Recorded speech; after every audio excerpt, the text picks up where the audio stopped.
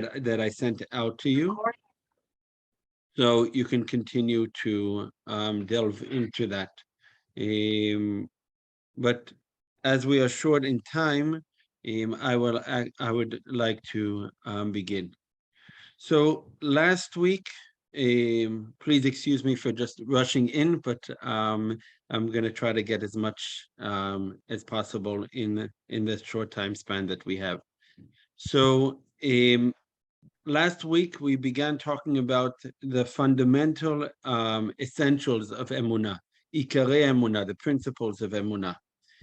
And we already saw last week that even in trying to list what are the essentials of Emunah, we talked about the word Emunah also being connected to faith, belief, and training, and tying oneself to something. So we saw that in the sources last week that even when discussing that, so suddenly even that can be broken down, because you see that we know that we have 613 commandments, and we said that the word commandment also means connection. In Aramaic, the word tzav or mitzvah is connected to being connected to something, tied to something. So we have 613 mitzvot, and then our prophets start breaking them down. So we saw different numbers. We saw the number 6, we saw the number 3, we saw the number 2, we saw the number 1. So, which basically means that in essence, emunah is either something that you have or you don't. It's not going to help to try to prove what emunah is, because if it was something that could be proven rationally, and there are scientific proofs, but once you're trying to prove it rationally to someone, then it's no longer belief. It's an academic course that you're taking in science, proving that of God's existence. Emunah is something much deeper. It has to come from our heart. It could also have a rational explanation, but it's a question of whether you are or you are not a believing person. I would say either yes or no. And within that, how one connects, I'm sure everyone in this room connects in a different way. Prayer can mean a different thing for different people. Learning Torah can be meaning something different. Lighting the candles of Shabbat can mean something different for each person. So in that sense, once you're on the path, then within that path, there are different ways to take it. And one person will find a rational way in which that's the way that he or she connects to God. For someone else, it's something more spiritual.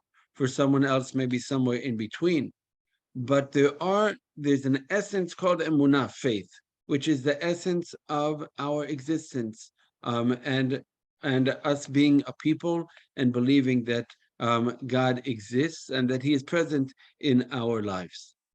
So, in that sense, I would say that when we look at even at the Torah itself, many principles that are so important to us in Judaism are not really defined very well. We know, for example, if we look at the Rambam and the 13 principles of faith that the Maimonides wrote down, that if you haven't had a chance to look at, we will see them shortly today, but you should learn them in depth. But one of the principles, for example, is reward and punishment. Another principle is the coming of the Mashiach, of the Messiah. Another principle is the resurrection of the dead. All of these are not defined very well. We get an idea of them through the Torah and through the prophets, but the actual definition, you would say, can you give me Judaism for dummies on the resurrection of the dead? That's non-existent, because it's something that you have to develop in yourself. And I think that the danger of talking about principles and fundamentals of faith is that it becomes a Q&A. It becomes a question and answer. And in doing so, you lose your actual connection. So saying that, and that's like my warning sign before we talk about the subject, then we do have principles of faith. But what is interesting is that these principles are really developed by the Jewish philosophers in the middle, what we call the medieval times or the Middle Ages, or we can call the Golden Age in Spain, and Andalusia, and in that time and period in the 13th and 14th century.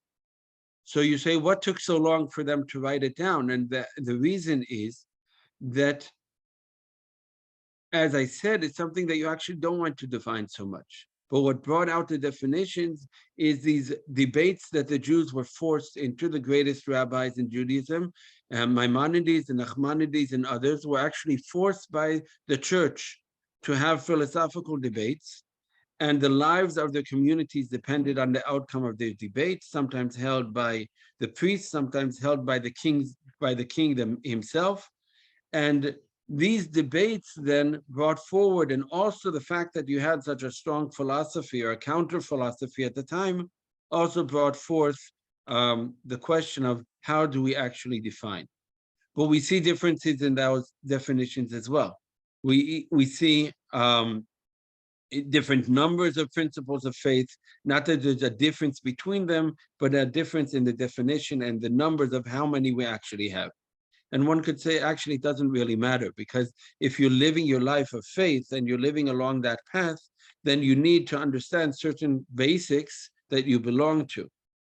So we have this, I would say that I'd like to look at one source before we actually go back to the Midrashim, the narratives or the legends about Avraham that are very well known to every Jewish school child.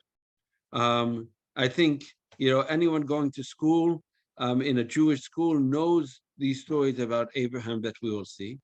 The issue is that these stories are not in the Torah. So they are legends that are midrashim that we will soon see.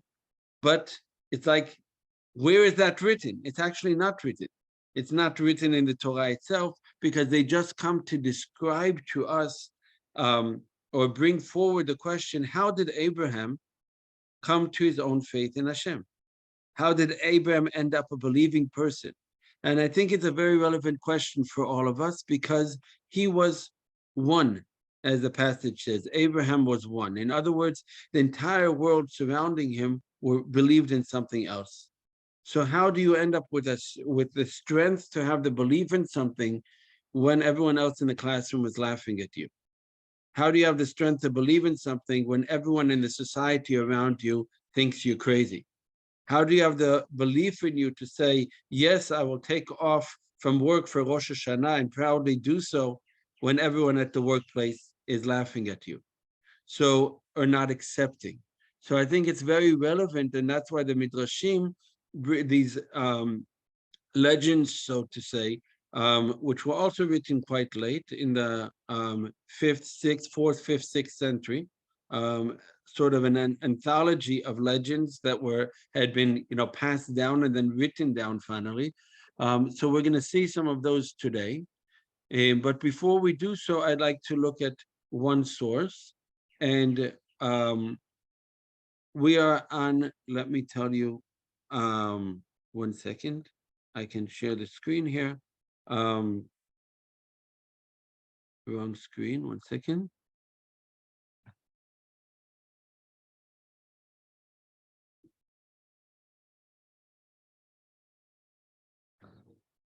Here. So I'm in the book on philosophy, and in the section on faith, that I hope you've had a chance to read at least part of it, and you should continue the next couple of weeks to read this chapter. If we look at this at the bottom of page 130, the most important thing is habit. Fixing in his heart and mind that everything he sees, the sky and the earth and its contents, is an outer garment of the King, the Holy One, blessed be he. In this way, one will always recall the spiritual essence and vitality of everything. This is referred to in the word for emunah, which is a term of habitual activity, like a craftsman who trains his hands. In other words, it's Rabbi Shneur Zalman of Liadi. This is a source from the Tanya, which is the essential book of Hasidism written by the founder of Chabad, of the Chabad strand of Hasidut, of Hasidism. And this book Tanya was widely accepted. It's also putting things down in writing that were there in orally beforehand regarding spirituality that was not written in the same way. Before we don't have time to go into the background of the Tanya, but Reb Shneur Zalman of Liadi, he uses for him the model that we can look at is actually at a craftsman. Because if one goes and sees any type of person who's an expert in something, we can take the example of a shoemaker or an example of a cook. Once you're used to a routine, you don't even think about what you're doing, but you have to constantly train in order to remain, right, an expert in that field. Certain things that we do in life, we just do, and we don't realize we've even trained for them. Every time we tie our shoes, we don't realize or remember that it required training from us when we were young. In that sense, Emunah is not something you can put aside. It's something that must constantly be with you, and you train your mind and your thoughts about it. In what way?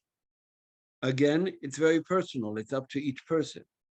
But Maimonides says, for example, going back to an example that we'll see from Abraham, if you just look at nature and just go outside and look at the wonder of the minute details of nature, but today you can do it even at home with a National Geographic and see the depths of the seas that maybe some of us will never see.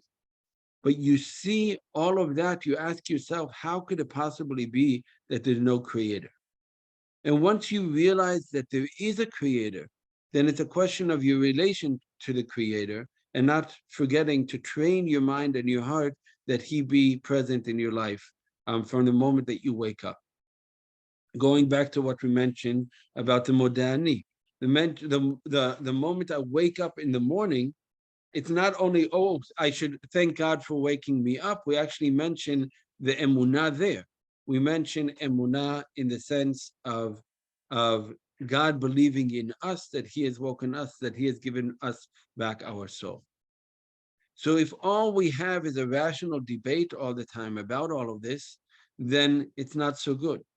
But we have to involve our emotions. We have to involve our sense of being and realizing that our life depends on it, that whether living as a believing person is something that we don't even think about, or it's something that we train ourselves to constantly think about as like a craftsman who is training his hands. So you see that the Tanya talks about fixing in his heart and mind. In other words, we have two levels. We have the level of emotion and we have the level of knowledge as well. I saw a comment in the chat that emunah is knowing, not only believing. Thank you, Kathy. Emunah. In other words, emunah, I would agree that there's something in the mind, but we talked about the word knowledge as well in the last shiur, that knowledge is connection. The term knowledge is used, ladat is used in terms of intimate relationship between Adam and Eve, for example. So can we have an intimate relationship with God is the question. Can we live our lives as if we have an intimate relationship? And in that sense, King Solomon teaches us that the very sense that we have, the love that exists within this world and romance and all of that is sort of is to train us to love God as well. So that when we have a feeling of loving someone, when we have a feeling of longing for someone, what we do is then we can use that as a parable for ourselves for how we should feel towards Hashem as well. So, my teenage kids were having a discussion, and they asked me, why is it that every single song is about love? Isn't there something else to sing about? And it's a good question, but in that sense, it's something which is so essential to our very experience. We sing about it, we talk about it, we miss it, we long for it, our heart is broken sometimes, and all of that gives us an opportunity to realize how our connection could be or should be to God, as God commands us to love Him. In other words, it's something which should be natural to you to open your heart and mind, that everything that one sees, the sky, the earth, and its contents, is an outer garment of the King. In other words, it's God talking to us. The world is God talking to us. The nature is God talking to us. God's creatures in this world is God talking to us. So every relationship that we have, even every conversation that we have with another person, every hike that we take in the beautiful nature in Scandinavia, all of this is a question: do we take it to our, to connect it to what Emunah is, to what faith and belief and knowledge and emotion, all of that mean for me? And this is the essence of Emunah. And we will see that it's broken down into different concepts as well. But with this goes back, or to connect to the last week's shiur, and to go forward one more step. So I wanted to share the legends that, as I mentioned before, are legends that are actually so well known that everyone knows them. Every 5-year-old, 6-year-old, I would say, that goes to a Jewish school learns and knows these legends. However, they're not written anywhere in the Torah. The book that I'm quoting from here is called the Book of Legends. And if you're not aware of this book, I found that you can find a full PDF of it online. What it is an anthology of all of the Jewish legends that are written throughout the Midrashim. This anthology was put together by, let me see if I can get the, 1 second. Yes. So this book called Sefer HaAgadah, the Book of Legends, okay? Legends from the Talmud and Midrash. I think you can find it online. It was written as a modern attempt to take old style, Midrashim, and make it accessible, so that, for two reasons. First of all, the language in some of these Midrashim is difficult. Many of them were written in Aramaic. And also, people don't have the knowledge to just leaf through the entire Talmud to find these, and people were not as knowledgeable as they used to be. So two people sat down to this tremendous task in the year 1903 in Odessa, in the Ukraine. One was Chaim Nachman Bialik, who is known as a Hebrew poet, one of the great founders of, I can show you a picture of them here. And the second one was, his name was Ravinsky. I tried to save a picture here of them. 1 second. Let me see if I can, here. So here you have these two scholars, and you wouldn't imagine that this picture from 1903 is showing them that these people are actually collecting the Talmudic texts. They are creating modern Hebrew alongside Eliezer ben Yehuda, and and trying to make Judaism relevant for the modern person. So Chaim Nachman Bialik is a fascinating person, and Ravnitsky was an author as well, a journalist, but you can look into their biographies. We don't have time to go into that today. But these two people sat down to this tremendous task of creating an anthology of all of the Jewish legends from the Talmud and Midrash. So if we go back, so you can look up this Book of Legends, okay? You have it in English, and you can also look up just in the Wikipedia the background of this book called the Book of Legends, or Sefer HaAgadah. It's fascinating. But As we're short on time, I just wanted to let you know that this exists, and I think it could be very relevant and fascinating for some of you to buy this book and sit around on Shabbat afternoon and just, go through it and read many fascinating things. So, if we look at this as source, we will see that in the sources themselves, we have 4 different approaches to how Abraham himself came about to become a believer. And it brings forth the fact that there's not only one path to finding your belief in Hashem. So if we look at I'm going to start at the source here down at the bottom.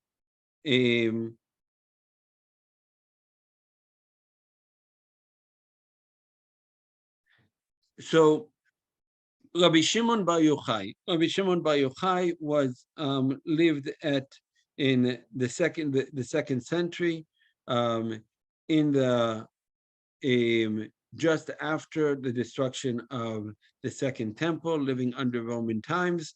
He's the main figure in the Zohar, in the book of mysticism, of Jewish mysticism. So he says as following: our father Abraham, his own father did not teach him, nor did he have a master to teach him. In other words, Rav Shimon Bar Yochai is asking the question, and I think he's asking himself the question as well, in terms of the fact that he's living after destruction, and asking the question, how are we going to manage for Judaism to survive when we no longer have the spiritual center, we no longer have the temple? Our sages, many of them were murdered by the Romans, and many others taken captive, and Judea was completely destroyed and plowed down and made into a city of an idol, Elia Capitolina. So he's asking himself this question: what are we going to do without proper education? How are we going to manage? How did Abraham manage when no one, when he had a surrounding like the Romans? He had a surrounding in which everyone is believing in pagan worship.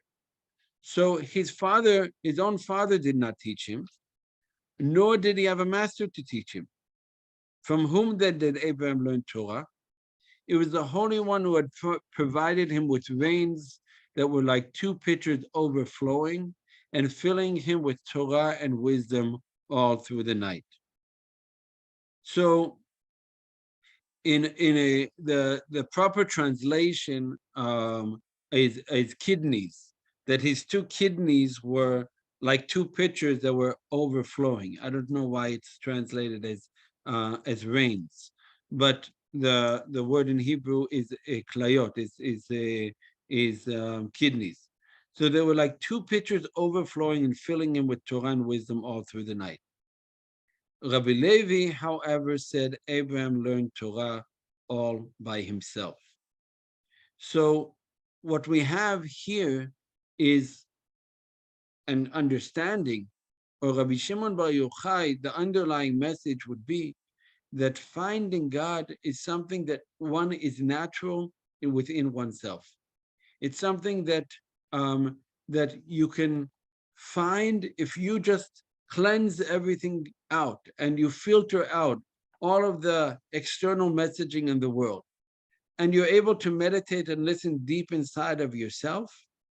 You will not only find God, you will not only find the knowledge of Hashem, even the entire Torah you will find as well. Because the Torah is within the creation of the world, and the Torah is within our soul. And in that sense, you don't actually need anyone to teach you. It's something that you can find within yourself. So we can call this, I wrote here, natural Emunah, that in this sense, this Midrash, Rabbi Shimon Bar Yochai is saying that if one is just focused and meditate and manage to find that deep sense of oneself, the one in yourself, then you can connect to Hashem. If we go up to the middle, the Midrash here in number 4, I'll just mention very shortly, because we're short on time, that the Midrash here comments on the fact that Avraham is called Ha'ivri, In other words, the one who passed to the other side. He passed the river. In other words, he is on one side and the rest of the world is on the other, which connects to what we were talking about before. So then we have um, a, another way of looking at it, and this is in the middle of a story. But again, you're welcome to read the whole story through in the book called Sefer HaAgadah, in the book of legends, and read through the entire story yourself. This is the part that begins talking about in chapter 3, the deeds of the fathers. So just skipping to the middle of a story, here we see this paragraph as follows. When Abraham was 3 years old, he went out of the cave, and observing the world wondered in his heart, who created heaven and earth and me? In other words, Abraham now has become the caveman, right? He's there in the cave and he's coming out and finding the world. It's interesting, right? Abraham leaving the cave, right? So all that day he prayed to the sun. It was quite obvious to him that the sun is the master of the world. In the evening, the sun set in the west and the moon rose in the east. Upon seeing the sun and the moon and the stars around it, he said, "This one must have created heaven and earth and me. These stars must be the moon's princes and courtiers." So all night he stood in prayer to the moon. In the morning, the moon sank in the west and the sun rose in the east. And he said, "There is no might in either of these. There must be a higher Lord over them. To him will I pray, and before him will I prostrate myself." In other words, Abraham goes from a sense of what he sees and trying to contemplate and saying, where can I actually see the Creator? To understanding that the Creator is behind everything that we see. In the same sense, we were learning from the Tanya that you can look at everything in the world and find Hashem in it because he is behind the scene in that sense. So here, one thing I would mention about this source is Abraham was a praying person. In other words, he's someone whose heart is open to prayer, but he's not taught who to pray to. So he goes out and he finds what I've called here the rational Emunah. In other words, he tries to find a rational explanation to the existence of Hashem. And therefore, since he has no one to teach him, he goes from the sun to the moon to finally realizing, well, there's something greater than both of those. Here we go to another parable. Rabbi Yosef told the parable of a man who is traveling from place to place when he saw a mansion in flames. He wondered, is it possible that the mansion is without someone to look after it? At that moment, the owner of the mansion peered out at him and said, "I am the owner of this mansion." So too, as Abraham was wondering, is it possible that the world should be without someone to look after it? The Holy One peered down at him and said, "I am the world's owner."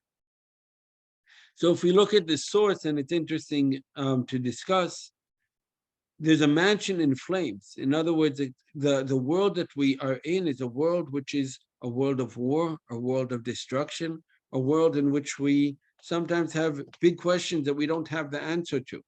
And we wonder if there is actually someone looking after this world. How is it that the world is in flames? If someone's house is on fire, then he will do everything possible to put it out. So how is it possible? So he is looking at it and he's saying, is it possible that the mansion is without someone to look at it? So that at that moment, the owner of the mansion peered out at him and said, "I'm the owner of this mansion."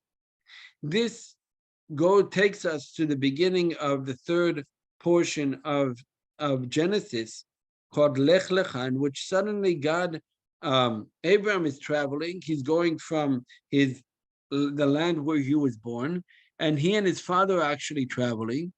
And then suddenly in the middle of this, they're traveling from Mesopotamia towards to the Middle East, towards what would become the Holy Land.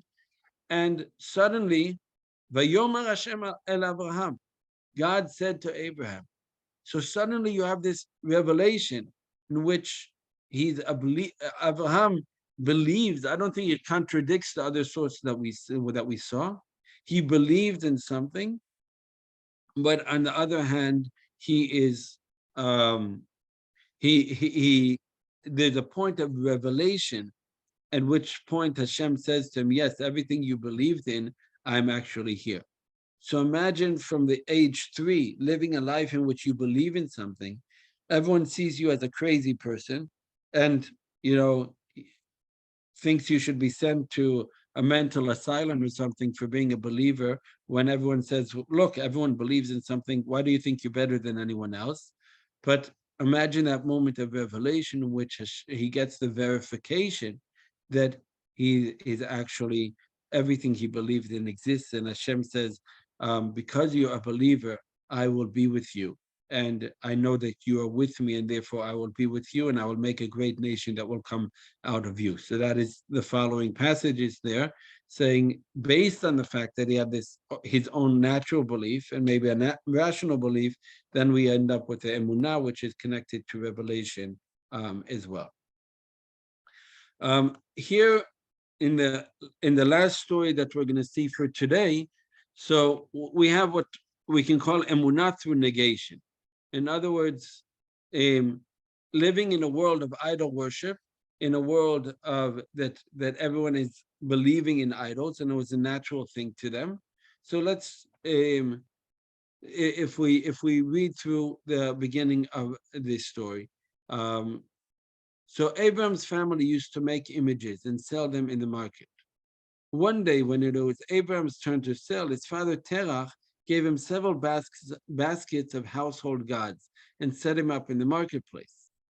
A man came to him and said, have you a god to sell? Abraham, what kind of god do you wish to buy? The man, I'm a mighty man, give me a god as mighty as I am. So Abraham took an image that was standing on a shelf higher than all the others and said, pay the money and take this one. The man asked, is this God as mighty as I am? Abraham replied, you, good for nothing, don't you know the way of gods? The one who sits above all others is the mightiest of all. As the man was about to leave, Abraham asked him, how old are you? The man answered, 70 years. Abraham said, woe to a man who is 70, yet prostrates himself before this thing which was made only today. At that, the man flung that god back into Abraham's basket, demanded the return of his money, and went his way. Next came a widow, said to Abraham, I'm a poor woman, give me a god as poor as I am. At once Abraham took an image that was on the shelf lower than all the others and said, to suit your poverty, take this god who is humble, placed as he is on a shelf below all the others, but he will not budge until you pay the money. So we go through example and an example until finally, Abraham himself sets, sets all of the gods up, and he himself breaks all of the idols and sets up a huge idol, the strongest one in front of all of them. And his father comes back and starts yelling at him and says, but you have destroyed my shop. He said, no, it was not me, it was the idol. And he said, but you know that he can't do that. So Abraham says, well, if he can't do that, then why do we sell this to others? So we're just going shortly through some of these legends, which you can understand. I think some of them you can say are a bit childish, but that's maybe the point. In other words, how do we that within the how can we imagine ourselves as Abraham going through this motion of figuring out what do I actually believe in? I think is the question and is the underlying question here. So taking all of this together, and I'm just, sharing very shortly, because our time is short today, some of the sources, but you're welcome to look into them in depth yourself. But this is, I think, the most important thing that one must do when you ask yourself, what are the principles of Emunah? So if we look at the principles themselves, we'll see that they are separated into, there's even, as I said, different understandings of how many principles we actually have. If we go back to the book here, so you can see on page 128, you see that all of the, so these are again the medieval sages from the same period, in which they're trying to define things that were not maybe needed to define before, in terms of the debates that they were having and the fact that they're philosophers, as we talked about before. So you see that Rav Yosef Albo puts all of the foundations on three pillars: the existence of God, reward and punishment, and the fact that the Torah is from heaven. In other words, he is saying once you have these three pillars, once you understand that God exists, that you believe that your life is a life in which every action that you take has consequence, and that you believe there is reward and punishment. And then again, without even going into details, reward and punishment in this world, in the coming world, what is, even without that, what is the principle of understanding that not only does God exist, but also the fact that I am a part of the plan, and the actions that I take have implications, and also the fact that the Torah is from heaven. So Rav Yosef Albo puts it all into these three principles. Again, if you haven't had time, I want you to look at it. I'm just going through the sources that that you either had a chance to learn or that you'll have a chance in the next couple of weeks. So Rabbi Chasdai Kreskas, the same period, talks about 6 foundations. God knows what happens to his creations. He watches over them, is omnipotent, grants prophecy to the prophets, free will to human beings, and purpose to the world. In other words, he's breaking it down to, I think, a more detailed level.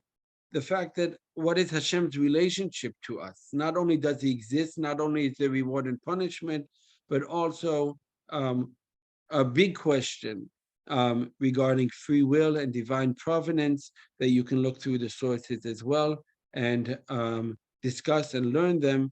How does free will fit into divine providence? How does it work that God exists and knows everything, and we still have the free will and conscience and responsibility for the actions that we take? So Rav Chasdai adds a few more details. The most well-known principles of Judaism were put together by Maimonides. And again, as I said, these are known as the principles of Judaism. They're even written in the prayer book, and many people say them every day after the prayer. They're very important, but it's basically the same foundation that we were talking about before, that we can still split up the Rambam and his 13 principles, which we'll discuss more in depth next week. But we can still separate them into the foundations of faith in God, the foundations of God's connection with humankind, and the foundations of reward and punishment. Within reward and punishment, we also have the coming of the Mashiach. We have the rest of the revival of the dead. So a lot of things fit into it, but it still can be split up into 3 categories: reward and punishment, Hashem's connection to humankind, and the foundations of faith in God. So all of that connects to this, I think, to 3 levels that we're trying to reach in the Shi'ur. Basically saying, believing that Hashem exists, what is my relationship to Hashem and the fact that he exists, and how do I live my life? And how is that connected not only to where I am today, but to the future as well? So we can say that is the essence of the principles of Emunah, of belief. And then those are broken down.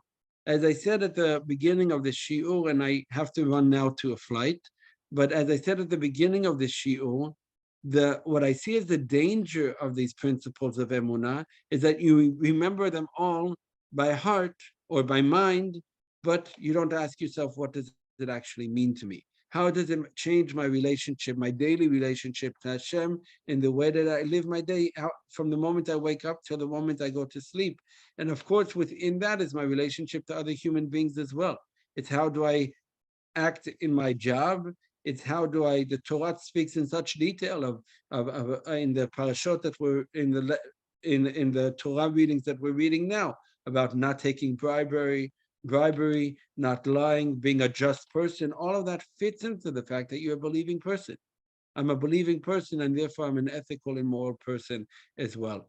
So my relationship to others, my relationship from the moment I wake up until I go to sleep, and goes from the level of belief in the one to how I live my life through that belief in the one, and also my look at the world in that I am in as a temporary world.